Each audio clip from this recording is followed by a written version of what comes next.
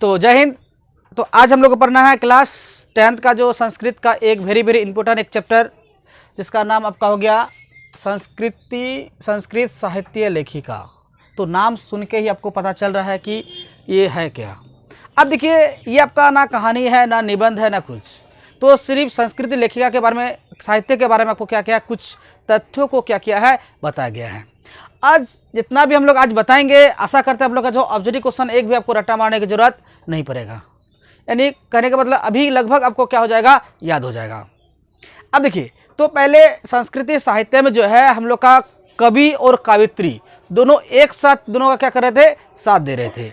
अब देखिए हम लोग बात करते हैं, तो बात पहला आपका क्या जाता है, पहला बात आपका जाता है समाज की गाड़ी कैसे चलती है। तो समाज की गाड़ी जो है स्त्री और पुरुष के मेल से क्या करता है, समाज की गाड़ी चलता है। जैसे हम लोग समाज को आगे बढ़ाना है, वो समाज आपका कैसे बढ़ेगा आगे, तो समाज ऐसे बढ़ेगा, स्त्री और पुरुष का मिलाप होगा तब समाज आगे बढ़ेगा। तो जब तक आगे नहीं बढ़ेगा, आज जो बच्चे हैं आने वाले दिन में क्या बनेगा, बूढ़ा आदमी बनेगा, वही कुछ ना कुछ, कोई लेखक बनेगा, कोई लेखिका बनेगी। तो इस प्रकार का है। आगे देखिए, साहित्य का जो महत्व जो है, स्त्री और पुरुष दोनों का एक समान काम करता है। साहित्य जो लेखक में जो काम करेंगे, पुरुष का जितना वैल्यू है उतना ही वैल्यू आपका स्त्री का भी है, और दोनों मिल के एक जैसा मेहनत करते हैं। तो आगे आपका बात क्या करते हैं, देखिए सांस्कृतिक साहित्य में जो है प्राचीन काल से ही समृद्धि और योगदान है। अब देखिए क्या कहते हैं, देखिए सांस्कृतिक साहित्य में जो है ये अभी का नहीं है, वो प्राचीन काल से ये पहले से बना हुआ है। प्राचीन काल मतलब बहुत अधिक समय पहले से इसमें जो है समृद्धि मतलब वृद्धि हो गया इसमें।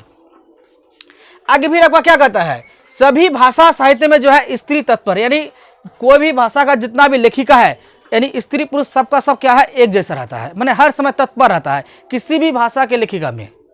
चाहे आप हिंदी लिख लीजिए, संस्कृत ले लीजिए, मराठी, गुजराती, बंगाली, कोई भी भाषा आप ले सकते हैं, सभी भाषाओं में आपका स्त्री क्या है, तत्पर रहेगा। आगे आपका फिर क्या कहता है, संस्कृत साहित्य को विभिन्न कवियों और शास्त्रकारों से संबंधित है। अब देखो संस्कृत साहित्य में जो है इसमें विभिन्न मतलब बहुत सारा अलग अलग कवियों और शास्त्रकारों से क्या आपका है, संबंधित है। कवि भी आपको मिलेगा यहाँ पर, और शास्त्रकारों भी आपको क्या मिलेगा, इस जगह पर मिलेगा। आगे हम लोग बात करते हैं, देखिए वैदिक काल में, वैदिक काल में शास्त्र और काव्य जो है और स्त्री पुरुष जो है दोनों का दोनों क्या है, समान है। वैदिक काल मतलब जो अभी का जो हम लोग का काल है, ये वैदिक काल का हो गया। तो इस काल में जो है शास्त्र और कवियों ये दोनों का एक जैसा क्या है, स्त्री पुरुष एक जैसा समान, दोनों का एक जैसा काम किया है। कहेगा स्त्री कम किया है नहीं, पुरुष कम किया है नहीं, दोनों का दोनों समान मेहनत उसके पीछे है, समान योगदान स्त्री पुरुष का है। आगे हम लोग बात करें, इससे आगे कुछ आपका दे रखा है वेद। अब देखिए ये वेद का जो आप लोग जो है प्राचीन काल से आप लोगों का वेद का क्या कर रहा है, चल रहा है। पहले के आप लोग स्कूल कोचिंग तो नहीं था, गुरुकुल था, ये सब आपको वेदों की पढ़ाई होता था। तो वेदों की संख्या कितना होता है, वेदों की संख्या आपका होता है 4, और वेदांग की संख्या कितना होता है, 6 होता है। यानी ऑब्जेक्टिव क्वेश्चन डायरेक्ट यहां से आपको पूछ जाएगा कि वेद कितने होते हैं, 4 गो वेद है। पहला क्या, सामवेद, ऋग्वेद, अथर्ववेद, आयुर्वेद। तो इस प्रकार का आपका क्या है, 4 गो आपका क्या है, वेद हो गया, और वेदांग कितना हो गया आपका, 6 वेदांग हो गया। तो इसको याद रखिएगा, डायरेक्ट ऑब्जेक्टिव क्वेश्चन ने पूछा आपको वेद कितने हैं, 4, और वेदांग कितने हैं, 6। आप बता देंगे ऑब्जेक्टिव क्वेश्चन आपका यहां से सबसे वेरी इंपॉर्टेंट क्वेश्चन है, ऋग्वेद में कितने ऋषिकाएं हैं, ऋग्वेद में कितने ऋषिकाएं हैं। तो ऋग्वेद में जो है 24 क्या है, ऋषिकाएं हैं, और अथर्ववेद में जो है कितने ऋषिकाएं हैं, 5 ऋषिकाएं हैं। अथर्ववेद में कितने ऋषिकाएं हैं, 5। अब देखिए हम लोग वेद के, इसी वेद के देखिए ऋग्वेद, अथर्ववेद, आयुर्वेद, सामवेद, ये 4 तरह के वेद है ना। तो देखिए ऋग्वेद में 24 ऋषिकाएं और अथर्ववेद में जो है 5 ऋषिकाएं। 5 में सबसे इंपोर्टेंट देख क्या है, देखो यामी, अपला, अपला, उर्वशी, इंद्राणी, वागास्वमनी। तो इस प्रकार जो है 5 बहुत ही फेमस आपका क्या है, कवित्री है। तो आगे बात करें, एक बात यहां पर आता है याज्ञवल्क्य। देखिए ये सब प्राचीन जितना भी कवि और कवित्री लोग हैं, तो उसी में से एक आपका क्या है, याज्ञवल्क्य की पत्नी जिसका नाम था मैत्री। ऑब्जेक्टिव क्वेश्चन डायरेक्ट आपसे पूछ लेगा कि याज्ञवल्क्य की पत्नी का क्या नाम है, आंसर में आपको क्या बताना है, मैत्री। आगे बात करते हैं क्या कि मैत्री जो है वो दार्शनिक में रुचि थी, दार्शनिक मतलब फिलोसॉफी इंग्लिश में बोलते हैं, दर्शन शास्त्र जिसको बोलते हैं, दर्शन शास्त्र पढ़ने में और पढ़ाने में बहुत अधिक रुचि देता था। तो आप लोग बताइएगा कि आप लोग कौन सा किताब को पढ़ने में अधिक रुचि है। तो उसी प्रकार देखिए मैत्री जो है आपका जो है ये दार्शनिक में क्या था, अधिक रुचि था। रुचि का मतलब, रुचि किसको कहेंगे, रुचि का मतलब आपका हो जाता है जिसमें जिस विषय को पढ़ने में आपको मन लगता हो, जिसमें आपको अधिक समय तक पढ़ने पर आपको क्या मिले, थकावट महसूस नहीं हो, वही आपका क्या कहलाएगा, रुचि कहलाएगा। तो मैथिली जो है कौन विषय में रुचि रखता था, तो दार्शनिक में। और याज्ञवल्क्य को शिक्षा देते थे किसका, आत्मतत्व दर्शन का। अब देखिए यहां थोड़ा सा समझने वाली बात है कि याज्ञवल्क्य जो है इसकी पत्नी का नाम क्या है, मैत्री है। तो मैत्री जो किसका शिक्षा देता था, आत्म दर्शन का शिक्षा देता था किसको, याज्ञवल्क्य को। यानी पत्नी अपने पति को आत्म दर्शन की क्या देते थे, शिक्षा देते थे। देखो शिक्षा में कोई भी आदमी ना छोटा होता है ना कोई बड़ा होता है। आगे देखिए क्या कहता है, जनक की सभा में सार्थात कुशला कौन थी। शायद आप लोग याद क्यों है, ये बहुत इंपॉर्टेंट क्वेश्चन है। देखिए जनक की सभा में शास्त्रास्त्र कुशला कौन थी, तो किसको क्या बोलेंगे, क्या बोलते हैं, गर्गी। अब देखिए लौकिक संस्कृति में कितने कवित्री है, डायरेक्ट ऑब्जेक्टिव क्वेश्चन पूछा जाएगा। लौकिक संस्कृति में कितने कवित्री है, 40, और करीब 140 अस्फुट क्या थे, ये सब मिलके क्या क्या था, लिखा था। तो ये आपका नहीं भी पूछे, लेकिन ये तो आपको पूछना ही पूछना है। क्या पूछेगा, लौकिक संस्कृति में कितने कवित्री है, 40 कवित्री। अगला कहता है प्रथम कल्पीय, तो इसी 40 में से प्रथम कल्प जो कौन है, विजयांका। विजयांका देखने में कैसा था, क्या था, श्यामा वर्ण, यानी श्यामा कलर का था। जिस प्रकार कृष्ण भगवान का कलर था उसी प्रकार श्यामा कलर का क्या था, विजयांका था। बोलते हैं श्यामला, ना बहुत काला कहेंगे ना बहुत गोरखा कहेंगे, तो बीच का जो आता है उसी को हम लोग क्या कहेंगे, श्यामला कहेंगे। तो आगे फिर क्या आता है, विजयांका को ही सर्व शुक्ला सरस्वती किसने कहा। डायरेक्ट ऑब्जेक्टिव क्वेश्चन आपका है, विजयांका को सर्व शुक्ला सरस्वती किसने कहा, दांडी ने कहा था। तो डायरेक्ट देखिए क्वेश्चन कैसे पूछेगा, आपको इधर से भी पूछेगा और इधर से भी पूछ सकता है। इधर से कैसे पूछेगा, देखिए इधर तो हम लिखिए दिए हैं, उधर से पूछेगा आपका, दांडी ने किसको सर्व शुक्ला सरस्वती कहा, विजयांका को कहा। विजयांका को सर्व शुक्ला सरस्वती किसने कहा, दांडी ने। दांडी ने सर्व शुक्ला सरस्वती किसको कहा, विजयांका को ने। इधर से भी क्वेश्चन है, इधर से भी क्वेश्चन है। तो उसी प्रकार आगे देखिए, विजयांका दांडी का जो समय काल जो था वो 8वीं सदी था। बता सकते हैं एक सदी में कितना वर्ष होता है, देखो सदी और शताब्दी। देखिए एक से लेकर जो 100 वर्ष का जो समय है उसे कहते हैं हम लोग सदी, और शताब्दी जो होता है उसको 100 वर्ष जब हो जाता है उसे हम लोग क्या कहेंगे, शताब्दी। ठीक है, तो उसी प्रकार विजयांका और दंडी का जो समय काल जो है वो क्या है, 8वीं सदी है। अब देखिए अगला बात हम लोग क्या कहेंगे, चालुक्य वंशी चंद्र आदित्य की रानी। देखिए इंपोर्टेंट क्वेश्चन जो ये सब एग्जाम में आप लोग नहीं भी पूछेगा तो 7 से 8 क्वेश्चन ऑब्जेक्टिव क्वेश्चन आपको क्या करेगा, इससे पूछेगा। इतना अगर आप लोग अच्छा से याद कर लेते हैं, 8 गो क्वेश्चन आपको क्या पूछेगा, इसमें से आपका पूछेगा। सब हर बार पूछता है, इसमें कोई क्या होता है, झेल झाल नहीं है। सब बार इसमें से आपको क्या करना है, क्वेश्चन पूछना है। अब देखिए क्या क्या बोले थे हम लोग अभी, चालुक्य वंशी चंद्र आदित्य की रानी जिसका नाम था विजय भट्टारिका। विजय भट्टारिका को ही हम लोग बोलते हैं विजयांका बोलते हैं। देखिए यहां से क्वेश्चन क्या बोलते हैं, क्या चंद्र आदित्य किस वंश के थे, ऑब्जेक्ट क्वेश्चन डायरेक्ट, चंद्र आदित्य किस वंश के थे, चालुक्य वंश के थे। और चालुक्य वंशी चंद्र आदित्य की रानी का क्या नाम था, विजय भट्टारिका। विजय भट्टारिका को ही हम लोग क्या बोलते हैं, विजयांका बोलते हैं। कहीं कहीं आपको ये नाम रहेगा और कहीं आपका ये नाम दिया रहेगा, तो इसमें आप लोग कंफ्यूज नहीं होना है। अब देखिए आगे आपका फिर क्या कहता है, आगे आपको कहता है दक्षिण भारत की संस्कृति लेखिका, यानी दक्षिण भारत, भारत का जो चारों दिशा होता है ना, दिशा कितने होता है,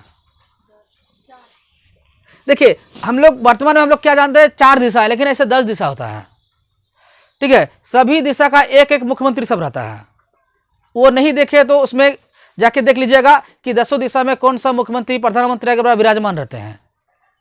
अब देखिए तो उसी प्रकार दक्षिण भारत की जो संस्कृति लेखिका में शीला भट्टारिका, देव कुमारिका, राम भद्रम्बा, ये सब सुंदर पथों के लिए क्या था, प्रसिद्ध था। यानी इसका लेखक इतना सुंदर था, इतना सुंदर था कि मत पूछिए। यानी सुंदरता का वर्णन नहीं है। ऐसी सुंदर पंथों को क्या करते थे, वो लिखते थे। अगला है विजयनगर राज्य का नरेश। देखिए विजयनगर एक स्थान का, एक जगह का नाम है, नरेश का मतलब होता है वहां का राजा। विजयनगर का जो राजा था, वो राजा जो था संस्कृत भाषा के लिए क्या था, विख्यात था। विजयनगर का जो नरेश, नरेश मतलब क्या होता है, राजा, वहां का जो राजा था वो किसके लिए विख्यात था, किसके लिए विख्यात था, संस्कृत भाषा के लिए विख्यात था। डायरेक्ट ऑब्जेक्टिव क्वेश्चन तो आपको पूछेगा विजयनगर राज्य के नरेश किस भाषा के विख्यात थे, संस्कृत भाषा के क्या थे, विख्यात थे। अगला कंपन राय, कंपन राय की रानी Ganga Devi. Objective question direct क्या पूछ लेगा, कंपन राय की रानी का क्या नाम है, गंगा देवी। ठीक है, इसका सदी कब है, 14वीं शताब्दी से इसका काल था। 14वीं शताब्दी मतलब जानता, 1400 वर्ष पहले की बात है। अब उसी प्रकार आगे देखिए मथुरा विजय महाकाव्य है, गंगा देवी। अब देखिए एक ग्रंथ का नाम है ये मथुरा विजय महाकाव्य। ठीक है, ये किसने लिखा, जरा ऑब्जेक्टिव क्वेश्चन, मथुरा विजय महाकाव्य का लेखक कौन है, गंगा देवी। ये गंगा देवी जो ये ग्रंथ का जो लिखा, महाकाव्य जो लिखा है, ये किस समय लिखा था, उसका स्वामी, किसका स्वामी, गंगा देवी का जो स्वामी जो है, स्वामी मदुरै विजय। मदुरै एक स्थान है उस स्थान पर वो क्या गया था, किसी राजा से क्या गया था, लड़ने के लिए गया था। लड़ने के लिए जब जगह तो वहां से जब जीत के जब आया था, जीत के खुशी में उसने उसका पत्नी जो क्या किया है, स्वागत के स्वरूप मथुरा विजय महाकाव्य को क्या डाला, लिख डाला। तो डायरेक्ट आपका ऑब्जेक्टिव क्वेश्चन यहां पर आ जाएगा कि मथुरा विजय महाकाव्य के लेखक कौन है, तो गंगा देवी है। अब देखिए अच्युत्य राय की रानी, क्या नाम पड़ेगा इसको, अच्युत्य राय की रानी। रानी का मतलब होता है पत्नी, रानी का किसी का नाम भी हो सकता है। ठीक है, अब देखो तिरुलंबा, तिरुमलंबा, ये किसके कितना शतक का थे, 16 शतक का था। डायरेक्ट इसका क्वेश्चन, डायरेक्ट ऑब्जेक्ट यहां से क्वेश्चन हो गया, ये आपका आंसर हो गया। अच्युत चंपुकाय की रचना, तिरुलंबा, वार्दामिक परिणाय, तिरुलंबा, ये सब आपका क्या है, इसकी क्या आपका रचना। देखिए इसका रचना आपका क्या हो गया, ये कर लिया, और इसका रचना आपका ये हो गया। आगे हम लोग बात करेंगे आधुनिक काल के लेखिका। देखिए आधुनिक काल के सबसे फेमस जो लेखिका हो गया वो पंडित छमारा हो गया। इसका जो काल है 1890 से लेकर 1953 तक, यानी आधुनिक काल के सबसे फेमस लेखिका कौन आएगा, पंडित छमाराव आएगा। अब बात करते हैं पंडित देखिए यहाँ पर पिता लिखा है ना, किसका पिता आ जाएगा, पंडित छमाराव के पिता। पंडित छमाराव के पिता का नाम क्या है, शंकर पांडुरंग पंडित। ये महान एक विद्वान थे। देखिए विद्वान कहता किसको है, विद्वान किसको कहते हैं, कोई भी क्षेत्र में जिसको महारथी हासिल हो, चाहे हिंदी, संस्कृत, मैथ अग्रवाल, जो भी कुछ में महारथी हासिल हो, उसी को हम लोग क्या कहेंगे, विद्वान कहेंगे। अब देखिए शंकर चरित्रम की रचना जो है पंडित छमाराव ने किया था। ऑब्जेक्टिव क्वेश्चन आपका आ जाएगा, शंकर चरित्रम की रचना किसने किया था, पंडित छमाराव ने किया था। अब बात करते हैं फिर आगे पंडित छमाराव की रचना, आपने क्या क्या लिखा था। अब देखिए पहला आपका सत्यग्रहिता, मीरा लहरी, कथा मुक्तिवली, विचित्र परिषद यात्रा, ग्राम ज्योति, और सारा बहुत सारा गद्य का कुछ बहुत से कुछ लिखा था, लेकिन फेमस में आप लोग का ये सब है। डायरेक्ट इसमें से आपको पूछ लेगा ग्राम ज्योति के लेखक कौन है, तब लोग क्या बनाता है, पंडित छमाराव आपको बताना है। तो इसमें से कोई भी पूछ लेगा मीरा लहरी के लेखक कौन है, पंडित छमाराव। अगला वर्तमान काल में जो कवित्री की जो है, पुष्पा दीक्षित हो गया, वन बोला हो गया, उससे भवालकर, मिथिलेश कुमार, ये हो गया वर्तमान काल के जो क्या है, कवित्री है। इसी चैप्टर में कुछ महाभारत में का जो लेखिका जो है सुलभा ने भी आपको कुछ क्या किया है, बताया है। तो इसका भी बहुत सारा योगदान आपका क्या संस्कृति लेखिकाओं में है। देखिए महाभारत क्या है, एक महाकाव्य है। हम लोग का हिंदू धर्म का जो ग्रंथ में जो है 2 ही महाकाव्य हो गया, एक हो गया रामायण, एक हो गया महाभारत। तो महाभारत के लेखक कौन है, महाभारत के लेखक, महाभारत की रचना किसने किया, वेद व्यास। देखिए महाभारत जो है 2 व्यक्तियों ने सहयोग से मिला, एक हो गया गणेश जी और एक हो गया वेद व्यास। गणेश जी क्या करता, लिखने का काम करता था, और वेद व्यास क्या करना था, बोलने का काम करता था। तो इस प्रकार आप लोग का जितना भी इसमें से इंपॉर्टेंट पॉइंट्स है, ये पॉइंट्स आप लोग का चैप्टर कितना है, 4 है ना, चैप्टर 4 का हो गया। तो मान लीजिए जैसा आपको लिखा है आपको उसी प्रकार आपको क्या करना होगा, याद करना होगा। तो ये कहानी अगर रहता तो कहानी जैसा आपको क्या करता, समझाया जाता, लेकिन ये कहानी नहीं है, जिसके कारण से अब हुबहू जैसे है आपको वैसा ही क्या करना होगा, पढ़ना होगा। इसमें आपको हिंदी में भी आपको कुछ ऐसा ऐसा कोई चैप्टर आएगा जिसमें आपको क्या करना होगा, जैसा है हुबहू वैसा ही पढ़िए, अपने तरह इसमें कुछ भी नहीं जोड़ सकते हैं। ठीक है, तो एग्जाम में लगभग 8-10 क्वेश्चन से पूछना है, सब्जेक्टिव क्वेश्चन भी पूछेगा और ऑब्जेक्टिव क्वेश्चन भी पूछेगा। ये क्वेश्चन बहुत ही बड़ा चैप्टर है। जो हमने क्या किया, उसी में से जो अच्छा जो क्वेश्चन बनने वाला था, जो पॉइंट था, उसी पॉइंट को सिर्फ हमने क्या किया, लाए हैं। और क्वेश्चन में डायरेक्ट इसी टाइप का क्वेश्चन आपको डायरेक्ट क्या कर देगा, पूछ देगा।